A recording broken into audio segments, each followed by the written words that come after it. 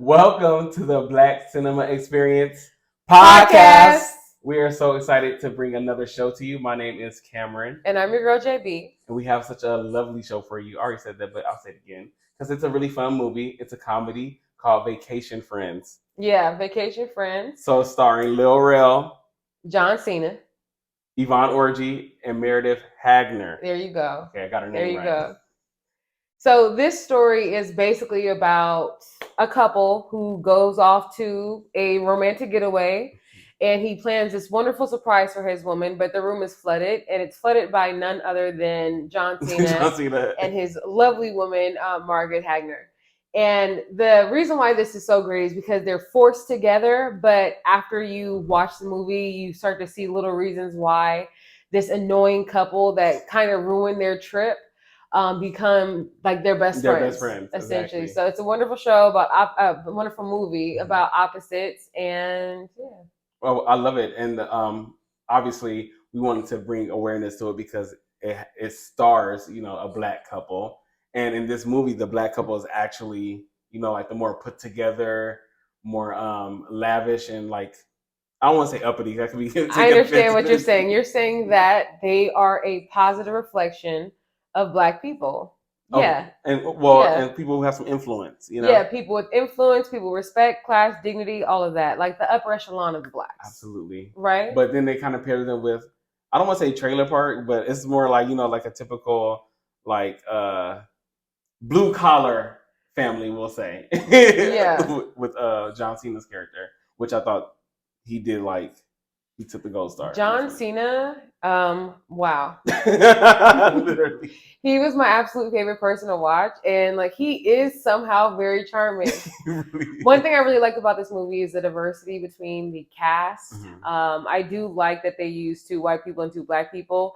Black people have so many inside jokes about white people and their existence altogether, about them, oh, look how nice they are, or like, Exactly. When I say nice, I mean like white people do some weird shit, and black people are always like, ooh, I wouldn't do that, like, ooh, that's extra, ooh, you overstepped. Mm-hmm. There were so many little things that John Cena and his woman did that were simply overstepping in our culture. Yes. Things that we wouldn't look down upon it, but we wouldn't necessarily expect it from one another.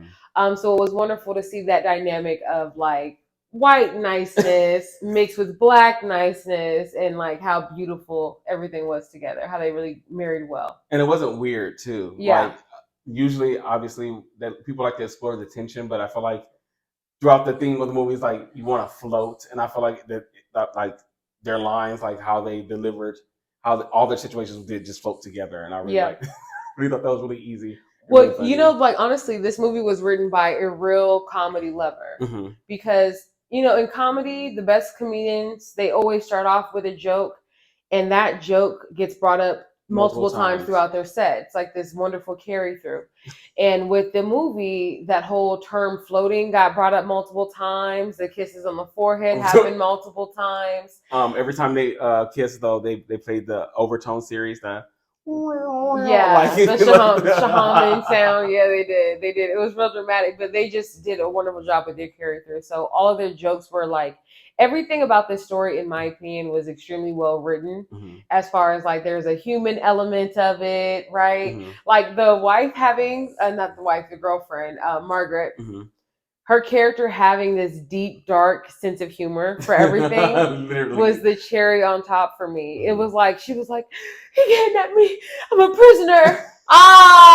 Could you just imagine being on a boat going somewhere else with some other people, and then the woman telling you that? She's like, he has a gun. And then him really pulling out the gun. Oh man, I loved it. I loved it. Her sense of humor was so dark, and it was just so cute because, Black people are so nice. We believe the best in people. So she was like, wait, what? What? No, but I'm glad you brought that up about the diversity, because I also felt like it was seamless because they really didn't make too many racial jokes. Yeah. Well, I really didn't get. No, there wasn't. They usually, when there's Black people and white people, the writers always do some type of cheesy joke where a white person tells a joke and a Black person laughs to it, right? There's always that like, oh, I got a good Black joke for you. It's like, in reality, when that happens to you in real life, it never goes right at the end. It's never funny. It's like, oh, that's really offensive. Like, where did you get that from? And it's always like that weird, like awkward, polite moment where you're like, "Oh." Happened a lot to me in Arizona. I was the office black, so yeah, I'll leave that there. But definitely didn't have any weird awkward moments. It was smooth all the way through.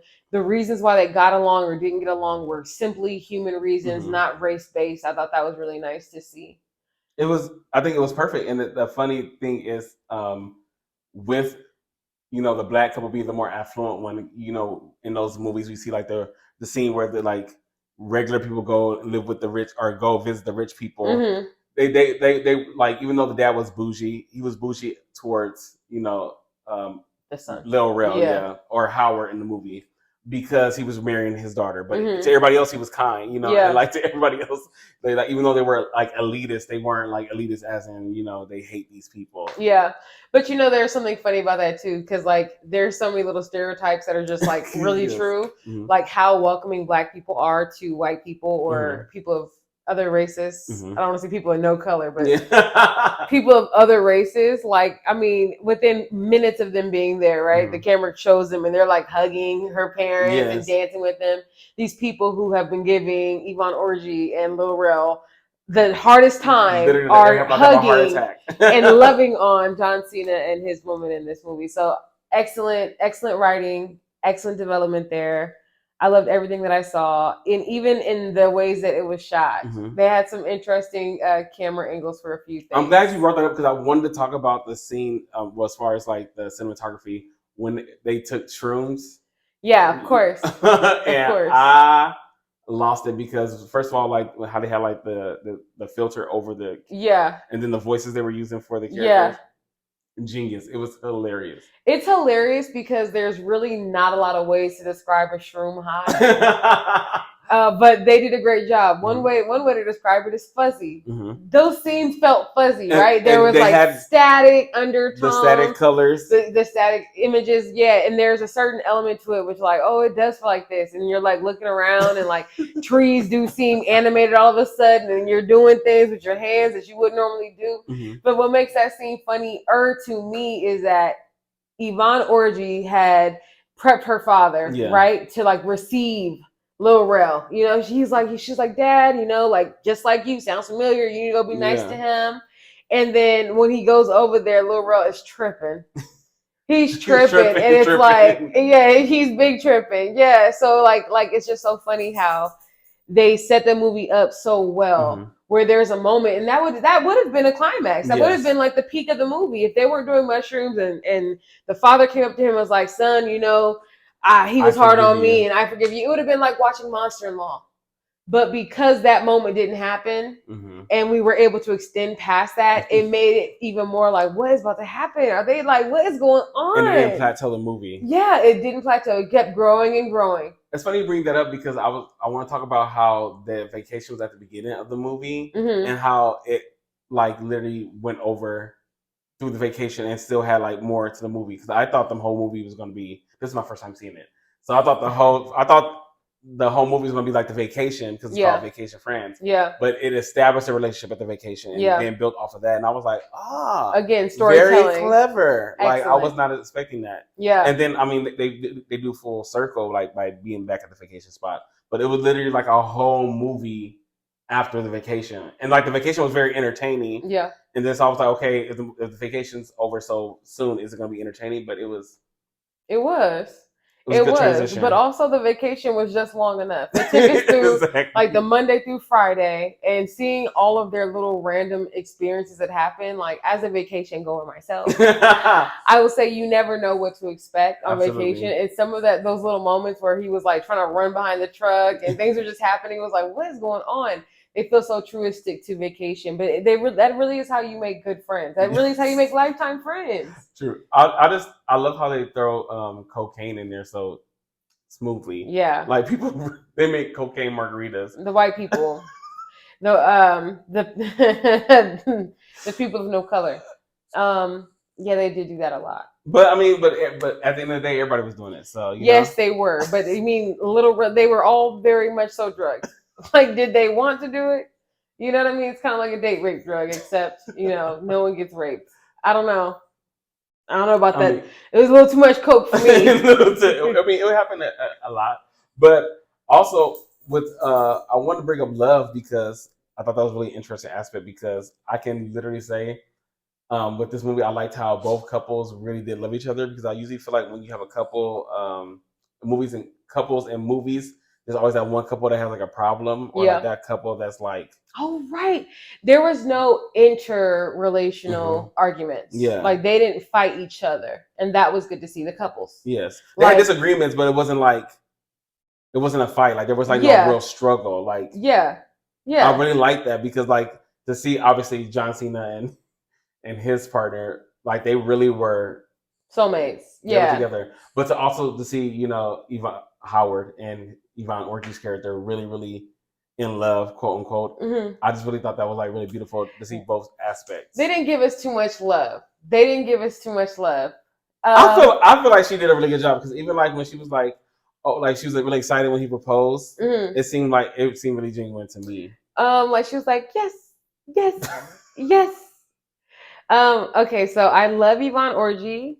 I love her in Insecure. Mm-hmm. She gave real, that's my homegirl, that's my bestie vibes. Okay. And I love her comedy special, the first one. And Mama, we made it. Yep. The first one on HBO. I really enjoy her there. I am not the biggest fan of her acting, at least not in that movie. Mm-hmm. And I don't know at what phase of her career she got that movie in, or maybe if she just she wasn't given great actress. I mean, that's an opinion, and you're allowed to have an opinion. She's just a little bit awkward on camera.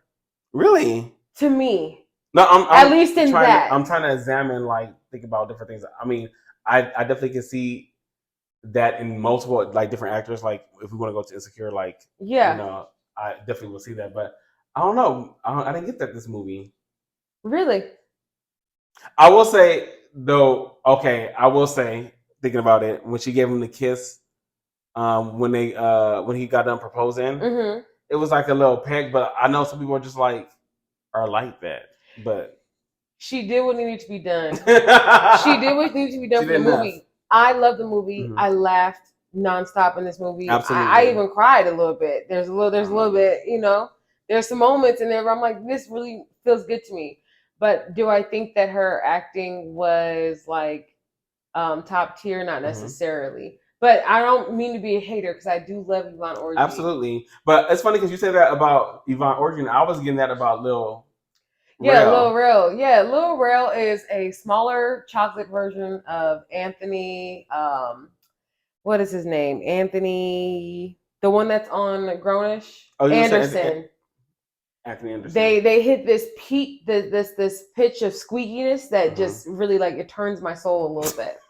When they get to hey for a comedic effect, yeah. That little pinch, it's like a Chris Tucker pinch, in the beginning, it just does something that makes me just want to cringe. When they get higher pitch.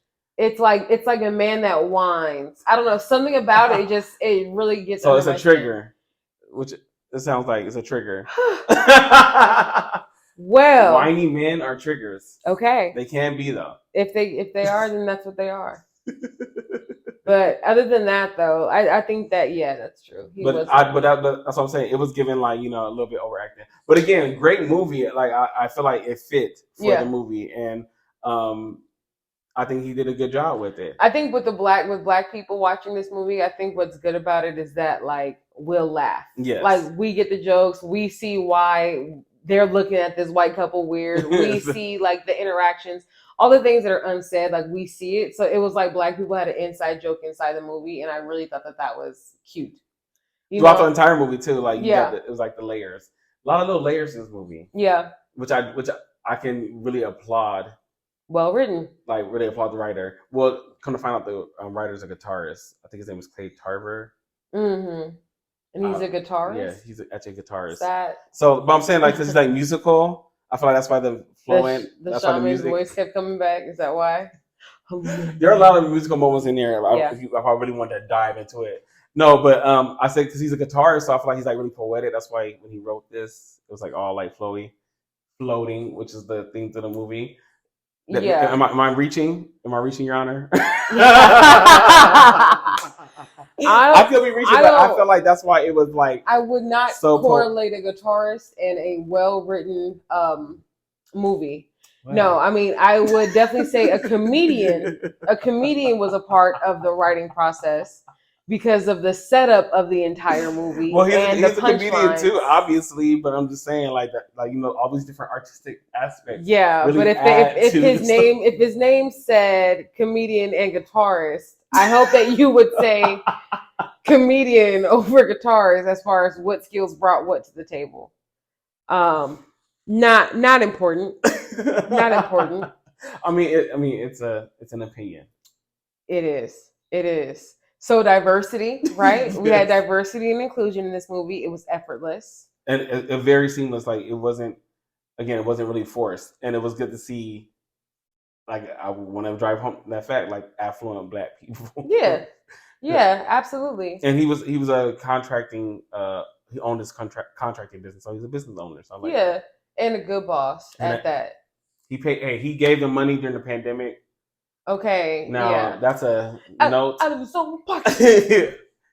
Oh, so y'all all got money to fly out here today? And where is here again? Because they was really it was a destination. Well, they started in Mexico, but then they ended up somewhere affluent. Right, because they ended up in Atlanta. They ended up in Atlanta, the Waffle House. Right, but where? Okay, you know what? It doesn't even matter. It doesn't even matter. His business was somewhere else though, because they had to fly. They had to fly into the parents' house. It was all right now, Tarver. So they got. We got some questions, Tarver. Maybe a guitarist did write this, because now I'm finding some holes. No, but honestly, they did such a good job with casting, even down to Lynn Whitfield. Yes. You know what I mean? He's a good man, Savannah. That's her, right? Yes. No, wait. He's a good man, Savannah. I was just watching. Isn't that her? No. I just know her. She said, "My mama sold me for what you say, $15." Yeah, he's a good man. So that's the one. I should know that you were gonna do that. We just into some reference that's so wildly. Or when she was in what's it? It's a Thin Line Between Love and Hate. Martin Lawrence, when she took that grapefruit, and she was like, and hitting herself. Wow, we do not need a whole history tour. Only with her career is older than us, literally. But it was great to see her still looking wonderful. And still looking and still bougie in the movies. Yeah, very much so bougie. But yeah, long story short, this movie was really underrated. Mm-hmm. I didn't really see it get a whole lot of attention. Which was kind of like, why? It was so good. It was so good. But there's a part of me that thinks that when white people are casted and they have to play like, John Cena kind of played like the dumb, mm-hmm. Jockey type guy, mm-hmm. And then he had this beautiful blonde bombshell mm-hmm. who, was like ditzy and sweet. Mm-hmm. I think that those tropes for white people don't get any play. Mm-hmm. And because they are tropes for white people, they don't invest in the advertising for them. Mm-hmm. So that's low key, even though it was like, oh, too black, too white, it was still kind of like a black movie, mm-hmm. And that's why I want to discuss, because would you even consider this a black movie when like a whole, half of the pair of the couples is, of a different race. Now, I think so. I would consider this to be a black movie. Now, I feel like maybe that's why it didn't get so much advertising. Yeah. And but the thing is, I feel like it was really good middle ground though, because I feel like anybody can watch this movie and it could be just like a regular comedy. But I know when you have black people in some stuff, in some cinema, it has to be categorized a certain way. Yeah. They love to have categories. I mean, the only thing segregated in 2023 is my Netflix account. Black movies, black shows. What makes you guys think I'm black? I could be a culture vulture. How do you know? How do you know? Is it what I watch? But no, honestly, that's exactly what it is. That black people or the black funding wasn't there for the advertising, mm-hmm. because the movie actually itself was really quite funny. It was quite hysterical, and it seemed like a legit budget. It was filmed well. I mean, it was filmed very well. It looked really good. So I'm just confused as to why. Except for, again, this is not Yvonne Orji's fault. I do not blame her for this. But who's on hair and makeup? What white woman y'all got doing this black woman's hair natural like this? with her Jerry curl wig. What? And we're not that square, Bear. I was waiting for her to start spraying, like it was literally Jerry curl up. I was like, this is disappointing. But at least Lil Rel's haircut looked nice because sometimes they do a black man wrong, like her brother, Bach. Yeah, King Bach. That's what his name was on Instagram. His little 1 inch around. Oh, I hate those haircuts. Combed out. Yeah. Oh, why? It's so classic. Yeah, that's what it looks. So Carlton. That is what black men look like when they only have white friends. Because they don't even know how to say the black man words to do the whole give me a taper ball, fade me, they don't even know the buzzwords in the shop. They're like, yo, 1 inch all around. you're black. But sidebar, that's how when you go to a white barbershop, it's really that weird terminology. I was like, I don't know what's it. Why would y'all even go in there? Why would y'all even go in there? I was in Flagstaff. So was there no black barbershops anywhere? Oh yeah, that's true. I was in Flagstaff. Yeah, that's true. I mean, there is one, but it's way on the other side of town, and that's a whole other. We're in California now. Is that those moments are behind? No, bless God. I'm thinking there are so many wonderful things that I saw in this movie that I'm like, okay, that was remarkable. The ship getting crashed. I just think it was very funny and to me, that's what I'm saying, in a generic way. Yeah. Because the boat crashing could have been any, that's just a funny idea to throw in there, Lil Rel being uptight, which I wanted to talk about that too, was how usually in a relationship with black people, the black woman's the uptight one, really stern, not fun, quote unquote. And to see it reversed with Lil Rel being very uptight, very against the grain, and then Vine Orgy's character, she was very more open, she was really the one ended up having a threesome. Well, she ended up sleeping with girl, being the wild and free one. I thought that was so hilarious because I feel every other time it's the other way around. And she didn't have any moments where she's like, "What the hell?" or the typical black girl stuff. Yeah, so the typical cast, what they cast for black girls with the attitude and the. You're right. Yeah. She didn't do any of that. But somehow, still, her responses didn't necessarily feel genuine. It didn't feel genuine. I just feel you're not gonna play Yvonne Orji on this. No, I'm not here to play with Yvonne Orji. I think that she's amazing. I really do. She has her bags. She's the bomb, but she has her bags. I see where you're coming from. But who did her hair? And it wasn't a black woman, so let's not even couldn't have been. No, there was no that was not a black woman. If it was, a black woman did not do that to her. Ma'am. Not a full black woman, anyways. You gotta go back. You gotta go back to. Seriously. I'm trying to think of anything else that I really thought was outstanding about this movie. I just really thoroughly enjoyed hearty laughs throughout. Yeah. And it was really nice to see, and I'm good with that. Oh, you know what? I just thought about what it was. It was there's something about this. And I knew I wanted to talk about this, but I was like, I gotta wait to drop this bomb on him because he didn't pick up on this. Oh, yeah. Well, I'm ready. Black men, right? Black men, black people, we're just different when it comes to affection. We are. Oh, okay. Yeah. So there's, that moment that John Cena, whenever he's showing Lil Rel mad love, he kisses his forehead. And it's his way of showing respect, adoration, admiration, care. It's his way of saying all of those things. And black men, they don't touch each other that way. You know what I mean? They handshake and the little pat and the little hug, maybe. But another man kissing another man, there's all of these walls. Black men are so guarded in regards to affection with other men, and it makes me sad because in so many ways they're not allowed to feel. And there's a scene in this movie where Lil Rel's mad at John Cena and he's choking him out, and John Cena's like, "I'm gonna give you an opportunity to feel everything that you need to feel."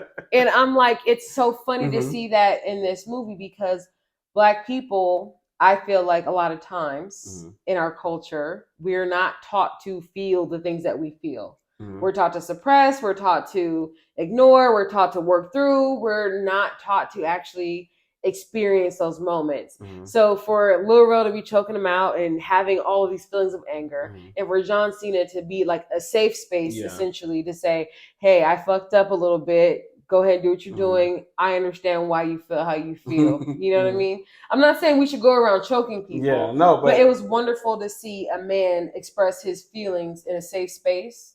And then also for a man to be affectionate with another man without it having to be a that's gay or well, yeah, that's gay. That's usually where that's only. That's what I know. Literally. No, I'm so glad you brought that up too, because like you said, like black people always have their emotions policed, and so I actually think it's a big deal that he kissed him on the forehead, because you think about other cultures, like in Italian culture or Jewish culture, like very normal, especially like fathers kiss their sons like multiple times, like all over the face and stuff like that, because it's like it's a really beautiful thing.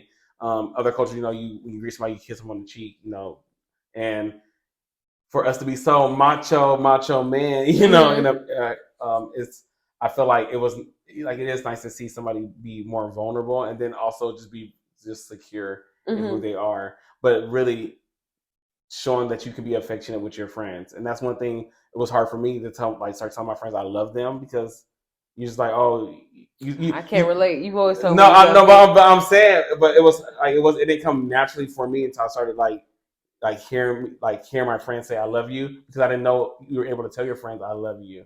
Yeah. So it really is important that be able to not just say it, but be able to express it too. I remember in some cultures in Africa, everybody holds hands. Like you hold hands with your best friends. If you saw somebody holding hands, two men holding hands, you just assume they're automatically in a homosexual relationship. Yeah, America. Which is fine, but it's like that. Like these gestures don't have to be sexualized. Yeah, and in America we sexualize everything. So everything is such a problem. But yeah, just to see John Cena be able to give him like that kiss of affection, it's just great to see love in different languages, because our friends are our friends for a reason. Yes. They offer some zest that we can't offer, we can't give ourselves. So to see him do that is just like, it was beautiful. It was exactly the type of friendship that Lil Rel needed, because obviously he was high strung. Yes. He needed somebody that was going to calm him and be nurturing to him. And John Cena was like, oh yeah, we got you, bro. I'm going to make sure you look good in all of these and situations. John Cena's super duper buff and this big considered macho man. So, he is. So it's like, so it's good to see him it's good to see the contrast between the two. And Lil Rel really is little. Yeah, I did not know that. I'm like, is she standing taller than him? Yvonne Orji? You're towering over him. Yeah. And not to play him, but I mean he's probably 5'8", which is my height, which is short, but not short. It's not it's little though. It's not 5'4" when you're down there on the floor, It's I'm sure everyone knows what 5'4" is. It's fine. It's fine, but I didn't realize he was so little. He was even little, size-wise, too, because he was a lot bigger when he first came out, and he was, actually quite petite in this movie. He was riding a horse, and I was like, oh, his little buttons flat? It's Lil Rel, you really Lil Rel right now. Better slim out over here. Okay. Love it. But outside of that, my whole takeaway is they chose the right people, and they came and they did the job, right? Yvonne Orji did the job. Lil Rel did the job. John Cena and Margaret, right? Meredith. Oof. These white women. Margaret, Meredith, Marjorie, they all say Margot, Martha, Maxine, shit. Doesn't matter. They really did a good job with their characters. They really did a good job at keeping us laughing the whole time. There's a part of me that wonders how much of this was improv? Was any at all improv? Because if it was indeed improv, then I need to give Yvonne more flowers. But, there's just a lot of moments where it was you can just tell when someone's trying to remember their lines. And when it comes naturally, absolutely. There's a lot of scenes where she was talking and I was like, yeah, you probably just read that and then walked on set and you were like, I got this line. I'm going to really deliver it. I did such a good job delivering this line. It's like, oh God. I genuinely feel like if there was improv, then John Cena definitely. It was him. He was the improv daddy. He was saying that bullet grazed him. Yeah. In his head. But you gotta see it. It's wild. I think it's fun, and they're getting a sequel. Yeah, and they are getting a sequel in August, which will probably be when you hear this podcast, because we have stuff going out until end of July. So right before that movie comes out, you will see this lovely video of us telling you why you need to see the second one. Absolutely. Yeah. I mean, we think it was good writing. I think it was great writing. I think it was a great story, and I loved all the actors, even if some of them weren't, up to everybody's standards. Yeah. I throw a little jab in there. I'm just saying there was no romance. There was no chemistry between Laurel and Yvonne whatsoever. Well, maybe there'll be more chemistry in this next one because they got a whole. But do I even want to see it? You know what I mean? I've seen Yvonne have some chemistry with some folks. That's the thing. That's that's what makes it hard. I can't typecast her, but she had some amazing chemistry with multiple men on Insecure. But definitely, Lil Rel was not a hit. But definitely, what's his name?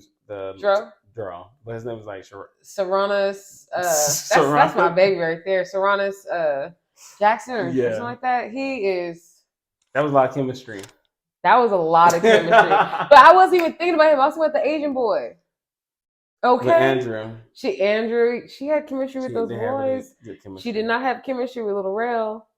Just saying. And she didn't have chemistry with him in Insecure either, remember? No, she didn't. I remember. I do remember. Maybe they're very, very professional. Maybe she just can't fake the funk. We know she likes tall men. Doesn't matter. It doesn't matter. That's not even important. Well, I think I had a wonderful time talking about this movie. I did too. So guys, definitely go check out Vacation Friends Part 2 coming out in August. And support another, what the whites will call, Black movie. But yeah, that's all I got. Right. Thank you all so much. Please make sure you like, subscribe, follow us on our Instagram, and we'll see you again next week on Black Cinema Experience Podcast. Yeah, I got it that time. You did. I'm getting better every week.